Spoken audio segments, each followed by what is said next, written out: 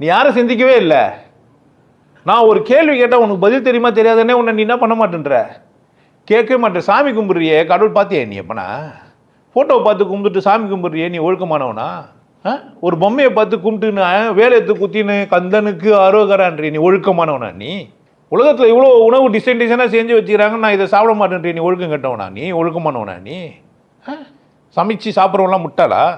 உனக்கு பிடிக்கலன்னு சொல்லணுமா, இன்னொருத்தர் சாப்பிடக்கூடாதுன்னு சொல்லணுமா? இன்னொருத்தரை வரையறுக்க போகும்போதே நீ யார் தான்? இப்போ என்னை ஒழுக்கன்ற பேரில் வரையறுத்து கொடுக்க சொல்கிறியே, நான் ஒழுக்கம் கட்டவனான்னு கேட்குறேன். என்ன தந்தத்தை கையாண்டி என்ன பண்ண பார்க்குற?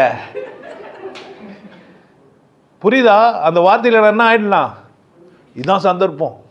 ஒழுக்கம் என்றால் வாரம் ஞாயிற்றுக்கிழமை சத்சங்கத்துக்கு வந்துடணும். எத்தனை மணிக்கு? நான் 5 மணிக்கு வருவேன், 6 மணி வரைக்கும். நான் சிங்கம், நான் புலி, கரடி. நீ எப்போ வரணும்? 5 மணிக்கு வந்து முன்னாடி சேருவோன்னா முன்னாடி வந்து உட்காந்துக்கணும், வெயிட் பண்ணணும். ஒழுக்கம்னா கையை கட்டினு அப்படியே கேட்டுனுக்கணும்.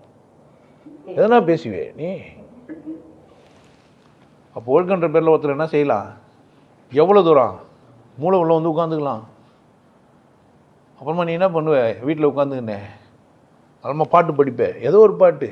நான் அதை சொன்னால் தப்பாக போயிடும். எந்த பாட்டு பாடினாலுமே இப்போ தப்பாக போயிடும். இந்த நேரத்துக்கு, இந்த சுச்சுவேஷனில் இந்த எந்த பாட்டும் பாடக்கூடாதியா? அப்போ